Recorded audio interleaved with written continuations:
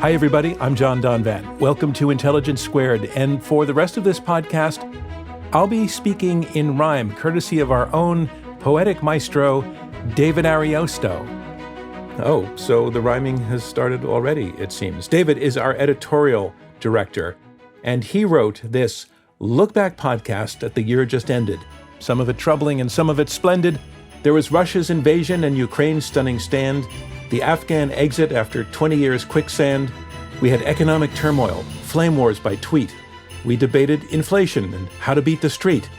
We argued food and SATs, and are the classics overrated? The culture of cancel, is that overstated? Does England need a king? Are space aliens a thing? What good do unions bring? Does life in the city sing for you or me? We took on the dollar. Would a digital buck be good? And electric vehicles, just what's under that hood? Of public radio, we asked, does it matter like it used to? Of gene editing, we asked, do you want to get used to it? Yes, Trump came up and the potential for indictment. We explored true love, asking, where lies fulfillment? Of course, COVID and Roe and midterms and AI. And one debate asked if the Fed could get it right. Globalization. Did it turn into an economic fumble? And our American democracy, is it in trouble? Many questions, many viewpoints, many ways to disagree, but that's what we do here, disagree, nicely, mostly, I hope,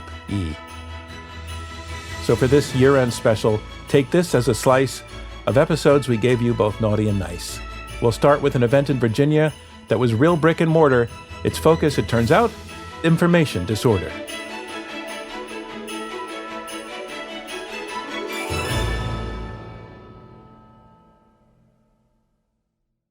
Should tech companies moderate misinformation that their users post? Michael, you are a yes. Tell us why. So first of all, again, the important thing is the question doesn't say they should be required. It simply says they should be allowed to.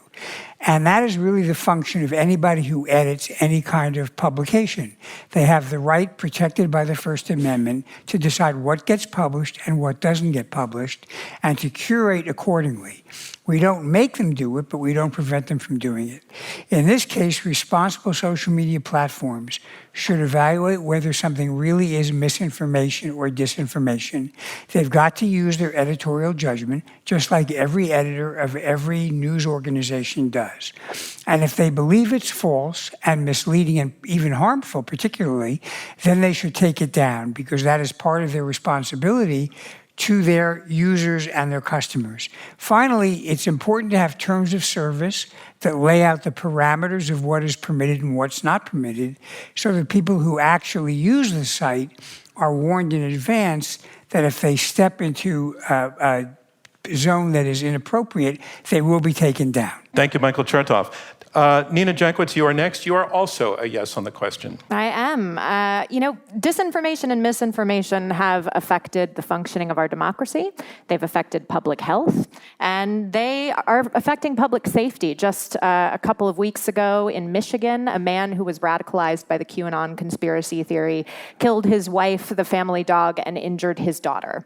This has very real-world consequences, and I think we like to think of the things that happen online as staying online, but in reality, disinformation is causing offline consequences. And as Secretary Chertoff said, tech companies are private entities. They all moderate to some degree. They all have terms of service that we sign up to when we log on to share pictures of our kids or our dogs and cats. We sign up to be moderated by them. Even Truth Social moderates, despite saying otherwise. They've been found to actually be taking down some posts that are critical of President Trump. So I think we should all note that. And I think also important is that, equal and transparent enforcement of those rules, which the tech companies to this point have not done, would really reduce the uproar about moderation on those platforms. So I'd like to see all of that. And, my final point is that content moderation about dis and misinformation doesn't have to equal removal of speech. We can put friction on disinformative posts, reducing their amplification. Freedom of speech does not necessarily mean freedom of reach, right? So we're not talking about removing speech. Again, there are a lot of other elements to content moderation that we can be talking about, and it is incumbent on the social media platforms to be moderating the speech that users are posting. Thank you, Nina. Now, Charles, you were going to be next, but given the lineup here, in the interest of challenging monotony, I'm going to have Stuart jump in and then come to you. You good Sure. with that? Okay. Sounds good. So, Stuart, you are a no on this question. I'm a no. Obviously, there is and must be some forms of content moderation, and everybody does it, including Truth Social. But the content moderation system we have now is basically there are 4 companies that tell us what we can say to our friends, to our family, to our coworkers. They decide, and they say, as Mike Chertoff said, not only is it something we choose to do, but it's our First Amendment right to tell you what you cannot say. What the hell is that? This is the First Amendment to censor? That's the right we're talking about? And the idea that these 4 companies, right, Twitter, YouTube, Google, Facebook, and TikTok, whose parent company's CEO apologized to the Chinese Communist Party for not doing a good enough job of censoring the views of people who disagreed with the Chinese Communist Party. Those are the 4 companies that'll tell us what we can say. No. Thank you, Stuart. All right, Charles, it turns to you. You are a yes. Tech companies have a responsibility to not only their users, but to the nation to promulgate information that is healthy, that is truthful, and without doing so, severely impacts not only our national security, but the health and safety of U.S. citizens. So, for example, we saw with the COVID-19 pandemic, things went rampant with misinformation on various social media sites. Certain ones did a better job than others in taking down that misinformation and probably saved a lot of lives.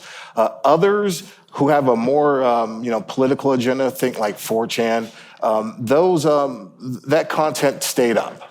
Also, I would like to say that there's an economic incentive for these social media companies to, do really well content moderation. What I mean by that is this. If you have greater users that trust your platform, that think the information that you're promulgating is true, then more than likely they're going to have greater ad buys, right? So it's within their own self-interest to self-moderate and to self-moderate well. Thank you, Charles. So let's chat about this. Michael, I want to take it back to you since you are our first speaker and bring to you the main contrary point that came from the sole no vote on this conversation, that it's a no with an asterisk, but the no is based on the fact that the content companies would be given enormous power, that they would be acting as a government in their own without checks on what they're doing. So can you respond to that? Sure. So first of all, let me say this. There are issues about antitrust and whether we have too much of a monopoly by certain companies, which have much broader implications than just moderation. It has to do with commercial advertising, the power over companies that use the media to reach people, and that's a discussion for another debate. But the reality is it's like a popular newspaper or a popular channel, let's say Fox News, I use that as an example, they don't have an obligation to air whatever somebody says, I want to have my voice heard. They may choose to do that to balance, but they may choose not to do it. And the First Amendment does protect the right of a speaker to curate what his platform is used to speak on. Some of you will remember there used to be cases involving license plates. I think there was one, Live Free or Die. And some people said, I don't agree with that. I want to put a piece of tape over the slogan, and the courts upheld that under the First Amendment. You can't be required to propagate a position you disagree with or you know to be false. Now, obviously, the speaker has a right to start his own platform or to go to another platform. And as Charles pointed out, there are a number of different platforms out there, some of which are very sketchy. But if you want to put your stuff out there, it'll reach an audience. But the key here is for the companies to be able to exercise their right to control what their platforms are being used to. And if we're concerned about too much market power, we ought to deal with that as a distinct issue. Next up on our list, an event we attended down in New Orleans that was intended to bring together radio directors from around the nation, representing people and stations of most every population. There we debated a topic that's prevalent. The question before them, is public radio still relevant? You both have made a little bit of a reference to the word still. And was there some time when there was a relevance that's not there now? You're arguing that it's still relevant, but I'm wondering if you see any modulation in its relevance, or what you feel about that word still. Was there a golden era when this question would not even have been asked, do you think? No. I have long argued since I was 20-year-old snot-nosed kid who was yelling at the general manager about what I thought public radio should be, that public radio has never been relevant enough. It's relevant to a lot of people, but it's never been relevant enough.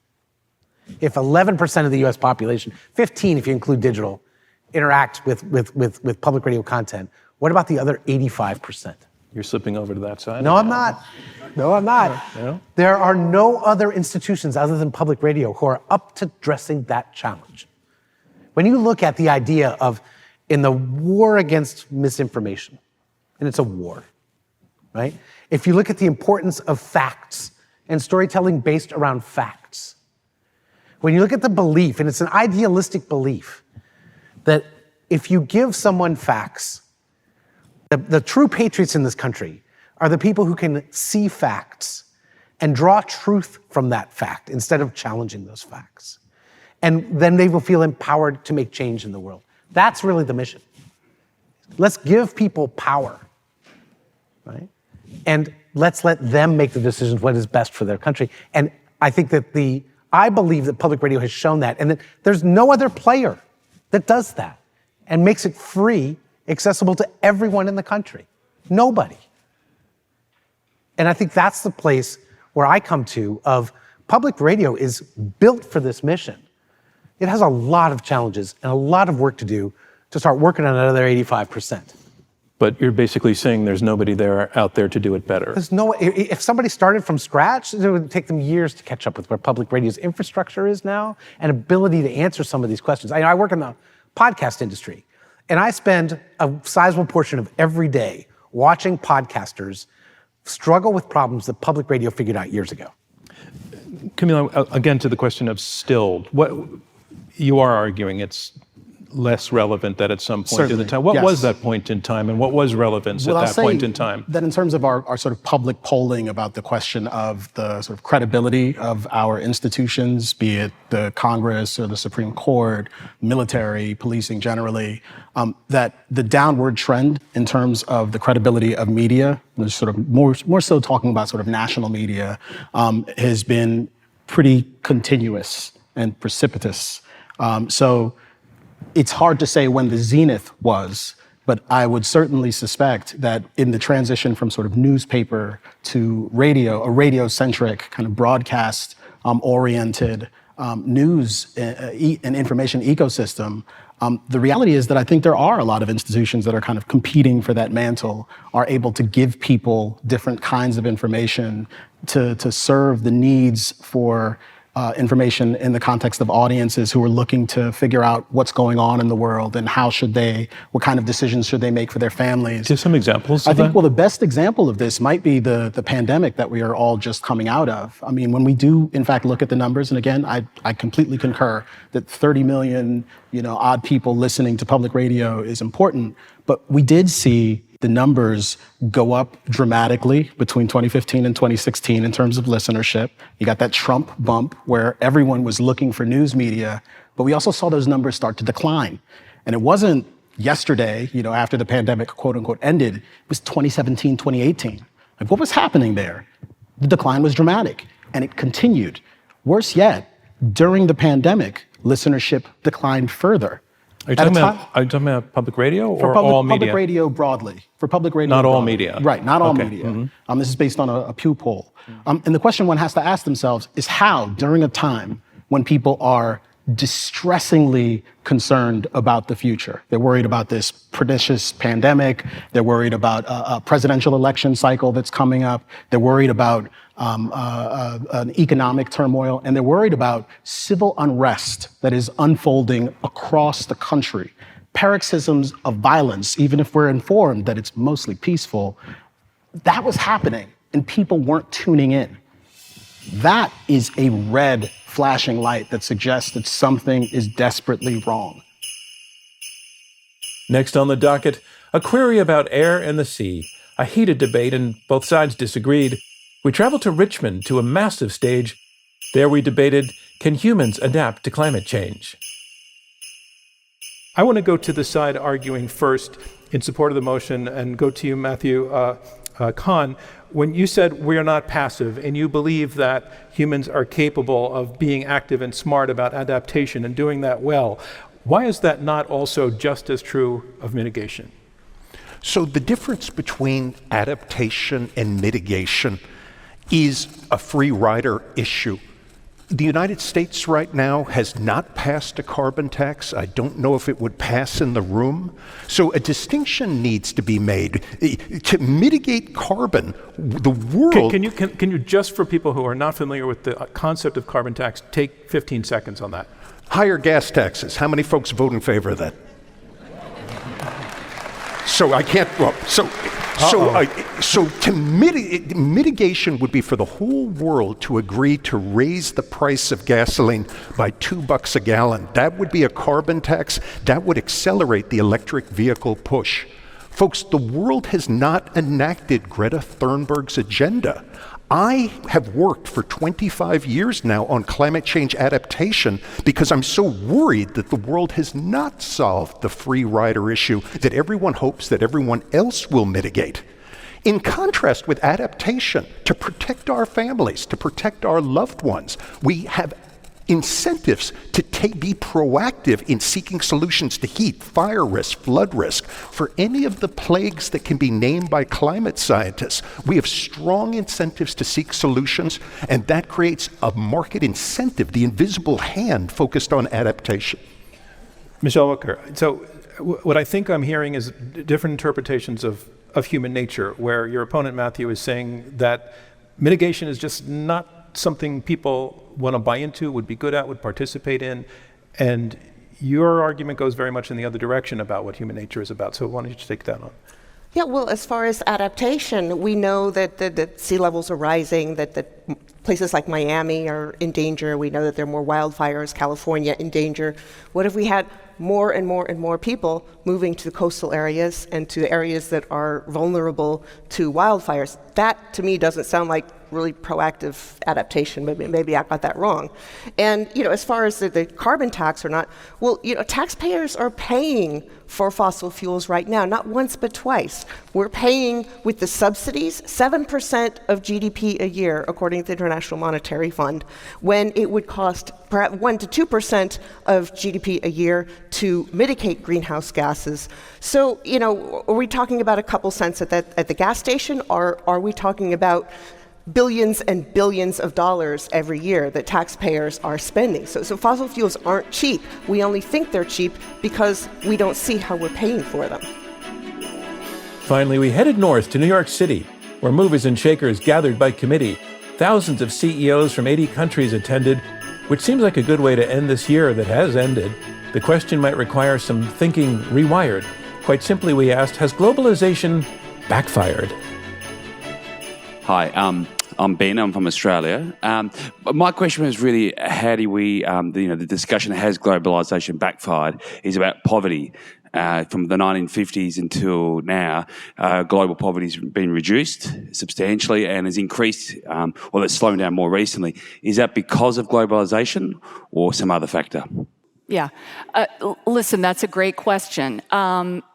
And yeah, I would have to say yes, because it goes back, most of the poverty that you're talking about was alleviated in emerging markets, but particularly in Asia and particularly in China. So it goes back to this point, UNCTAD research showing that the biggest single beneficiaries were the multinational corporations and the Chinese state. So yes, you now have a number of people that are not living at the poverty line, but the question of the debate is, has globalization backfired? And I would argue that the outsized increase in in-country inequality has created so much economic trouble in various nation states that, yes, the decoupling and the political fractiousness that we're seeing now is evidence that it's backfired.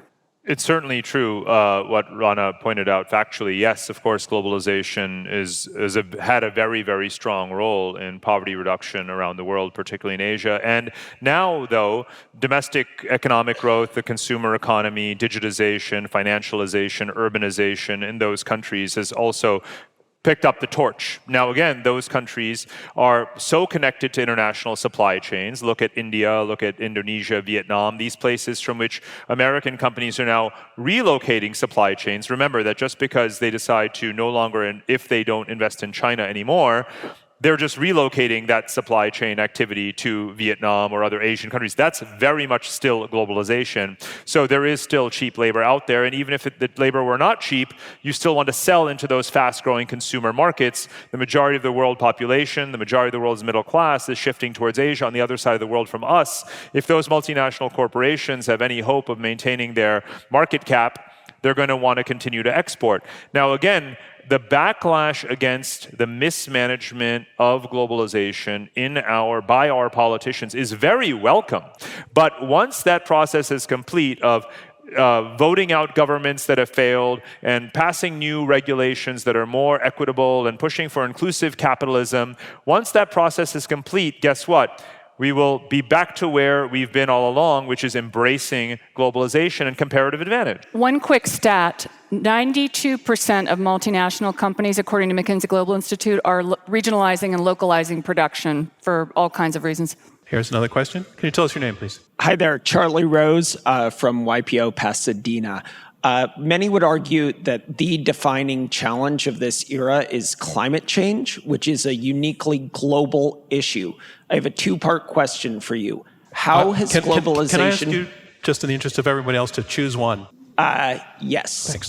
So my question is, how has globalization impacted the trajectory of climate change? And the question I choose is, how will the fight to... You're slipping in a second one. So I'm going to take the first one. I'm sorry. So the question is, how has globalization impacted the issue of climate change? Love that question, and I would take it in two pieces.